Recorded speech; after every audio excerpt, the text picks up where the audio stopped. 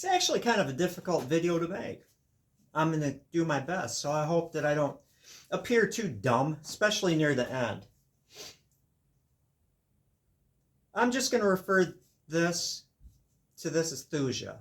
It's eastern white cedar, then there's western red cedar, also a Thuja, not a juniper. Let's just call these cedars Thuja. Make it a little easier for me. It's a bow that literally, and I did a video kind of series on it. This has been, well, I didn't shoot the bow. I was shooting an arrow through the bow, but let's just say this has been shot well over 1,000 times. I did it just, in a couple days. I'm just going to shoot this thing to see how it works. And shoot it 1,000 times, and it's still a bow. I fire hardened it, got a little more draw length out of it, and it's not damaging it anymore. I mean, I've got some chrysals on it. The whole thing is chrysaled, but it still works. And after fire hardening it, a little longer draw length, and it hasn't caused any more damage. So you can make bows out of this stuff. Not heavy bows. This is shy of 30 pounds, but it's a bow. And 30 pounds with the very light, low density limbs. For a 30-pound bow with D-flex tips, working with the material, it's a relatively fast bow. It's a competent bow. It'd be perfect for small game hunting. I'm not saying 170 feet per second, but enough feet per second to, knock down small game. Rabbits, birds, whatever. You could probably even dust a deer. I wouldn't.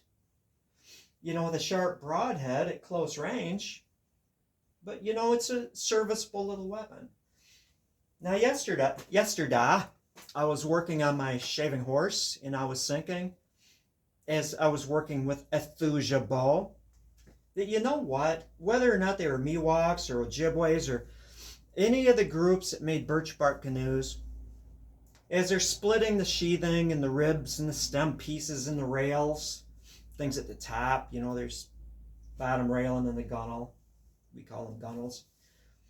They had to have been goofing around. It's like, hey, let's see who can make the best bow out of this stuff. Or trying it. You've got these flexible pieces.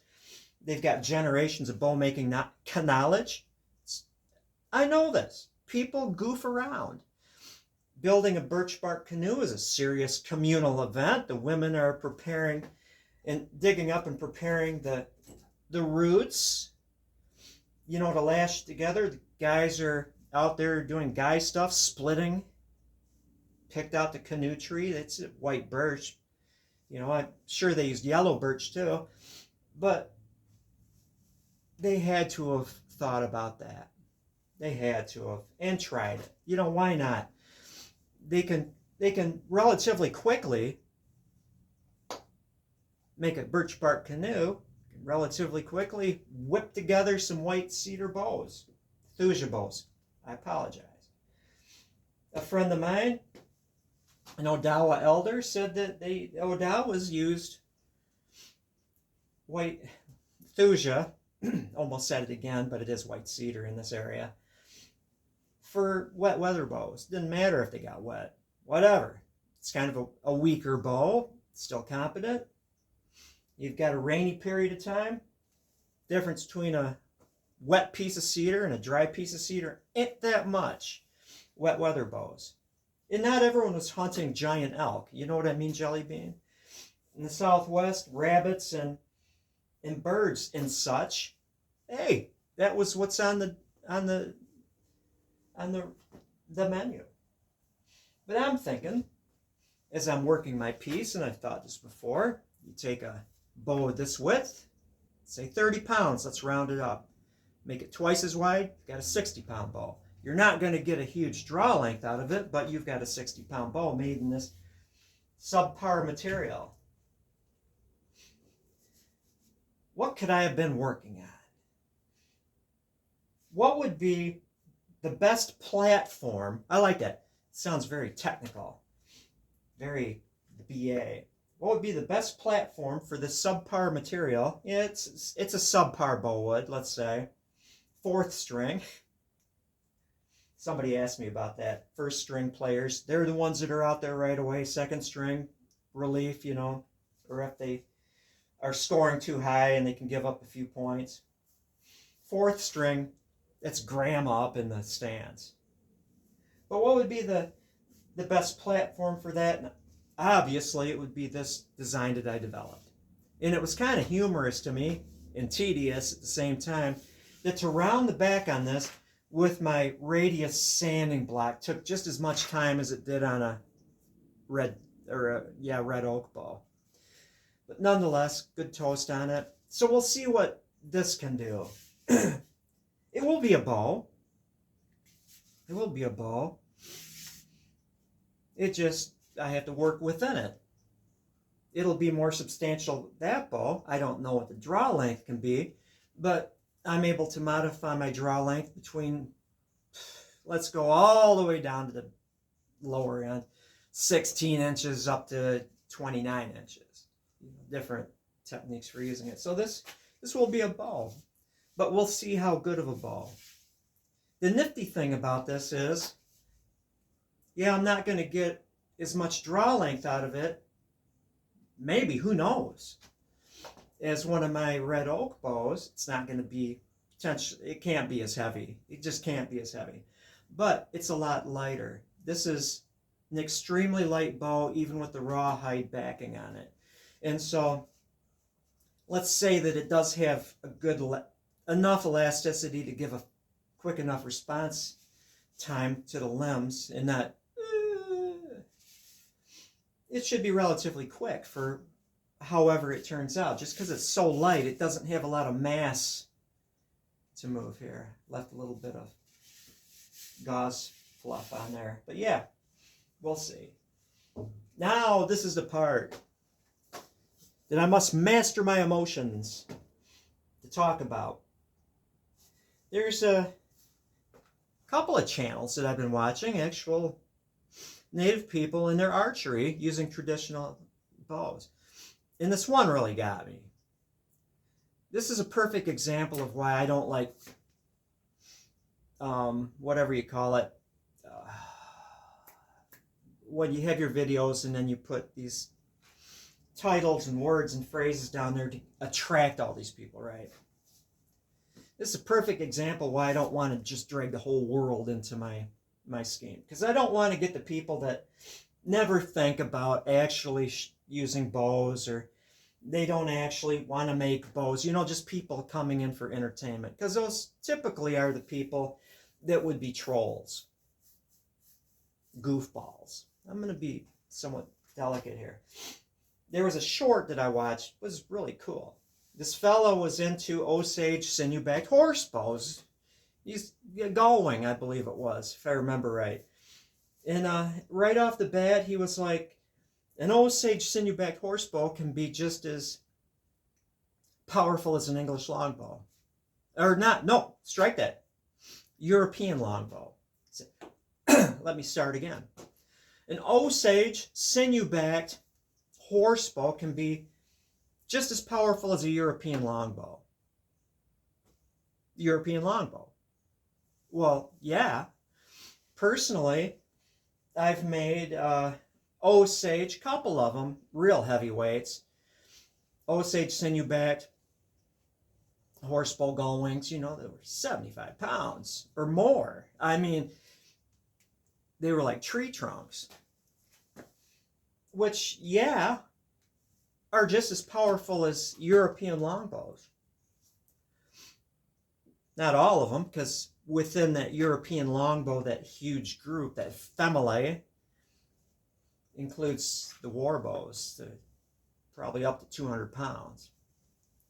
But at the lower range of war bows, even war bows, you know, it's pretty darn close. And I could have made them heavier. So, yeah. Number one person I argued with. This fellow said that they're not called European longbows. They're called English longbows. Well, I corrected him. I said, well, what about Viking longbows? What about Welsh longbows? I also included bows like the Holmegard in there. It's not recurved, and it's a man-sized bow. That's within the longbow family. And I listed off all these different longbows that were European longbows. This person thinks that the only longbows in Europe were English longbows. Then there was another fellow I tussled with. I like to tussle. You know, English longbows were 200 pounds. Oh, dude. Not all English longbows were English war bows. There were war bows, there were longbows. Some of the war bows most likely were 200 pounds, but not all of them were 200 pounds. Not all English longbows were English war bows. Kind of two different things. What about Victorian longbows? Queen Victoria.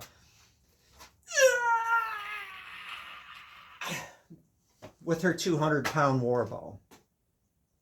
Just saying. Then there was another guy. I don't get people. They must just hate. They just must hate native people, you know, in native bows. I don't get. That's the only thing I can come up with. They're just. They don't like them. Saying that the 200-pound English war. He used English longbow, of course. The 200-pound English longbows were superior to horse bows. Okay. And I had to point out that there were very few buffalo roaming the plain in plains and armor. And the 7th Cavalry at Little Bighorn, how many knights were there in armor? And I've never seen a white-tailed deer in armor.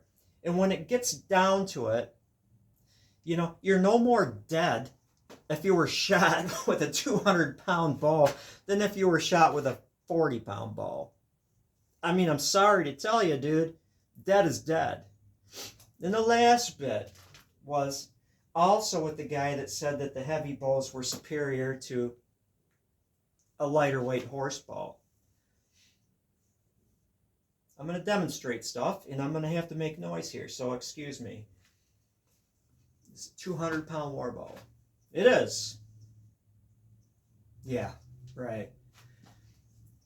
I would hazard to say that fell in historically, and it's been documented that people said that people practicing with war bows on a range where people were practicing with just long bows were dangerous, you know, because they're maxing out their weight with the bows.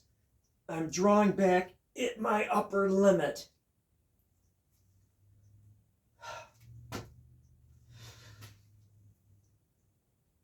And I've even seen Joe Gibbs say this, and it's reasonable. He's seen how far he can shoot his tremendously heavy bow, and after a few shots saying he needs to rest. He's gassed. Just like if you go to the gym, I'm going to use at my maximum. I'm not bragging, and I know it's not the best. My maximum bench press was 275 pounds. I wasn't the slender runner I was now. I was a big boy when I was a gym rat. 270 pounds. Could I do as many reps with that, maxing out my bench press, as a native warrior on horseback with a lighter horse bow and a handful of arrows, get more arrows, borrowing some arrows. My point being that General Custer was not wearing armor, and the people in that battle, there were less of them than there were at Agincourt, the archers. 7,000 archers at Agincourt, and like a little over 1,000 men at arms. That you could have, and look at me, I'm shooting horizontally. I'm not just raining arrows down willy-nilly onto the field. Stand back and let somebody else start shooting. 7,000 people, you know, that's a lot of people. Arrows are precious, so they're not just going to be winging them out like that, taking turns, resting, because they're maxing out, right? And so the fellow that said that like the 200-pound English longbows, they're war bows, but I'm saying longbows just to show his ignorance. It's not a superior weapon under the circumstances of hunting or fighting cavalry soldiers. It would be an inferior weapon because it's not its purpose. And the last bit, this was another guy. I mean, I was commenting all over the place on this video. Kind of bugged me. And this was just a mild thing. It was, the guy was right. Long bows are more or less ground-based weapons, and they never used them on horseback. Well, the samurai use very long bows, so you can use a long bow on a horse. Most people don't, because the short bows are just more maneuverable in,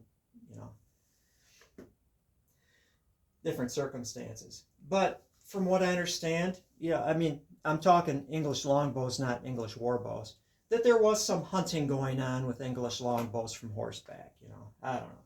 People kind of amuse me, yet kind of bug me sometimes. And let's wrap this up to where it's kind of coherent. That's why I don't like attracting the entire world to my channel. Because there's a great number of people out there that just watch bow stuff for entertainment. They're not interested in making bows. They're not interested in shooting bows, shooting arrows. They just want to sit here and scroll and just watch stuff. And there's a number of them that are just, I'm not losing my ability to speak. I naturally go to using words and terms that are not family friendly. They're just goofballs, let's say. They just come in and just make stupid comments. Well, with that, I am going to eat some breakfast. Oh. For those of you who watch every one of my videos, and so I did. I went trail running. I want to get back into running. I like it. I love the feeling of being able to, I'm sitting here and I get the strength and the endurance. I'm going to run across town. It's fun. Thinking about stuff, runner's high. And that's what happens for me at 15 minutes. You feel kind of good. And I wasted my thighs. Oh my gosh, I was having a hard time going up and down the stairs because my first running event was on a trail with hills. And I'm old. And so it took me 3 days to recover to where my thighs weren't broken. And I went out yesterday. I'm not even going to talk about the distance because this is old man speed, but it is my version of jogging. Just a decent pace, but I wouldn't call it fast. Faster than walking, let's just say. And so I went out, and after a minute, it's like, man, I'm just going to go back to my truck. But it was in public. It was on a bike path, so I couldn't do that. I couldn't stretch, and start out and then stop right away. So I pushed it, and I wound up, I did old man running for 22 minutes and 30 seconds. Total time was 24:30, but within that 24:30, because I had two periods that were a little under a minute each where I just had to walk.